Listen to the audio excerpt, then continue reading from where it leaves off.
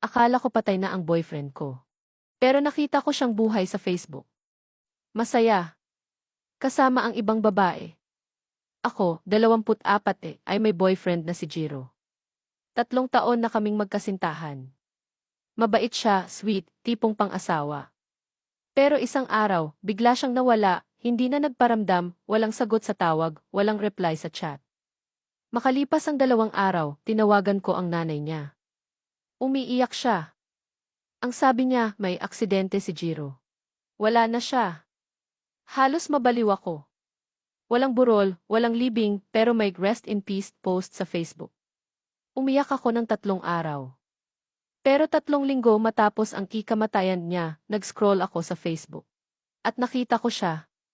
Buhay. Nasa beach. Masaya.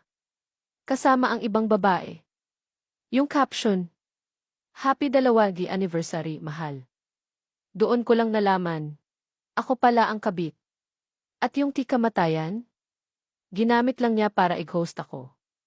Reddit, ako ba ang tanga?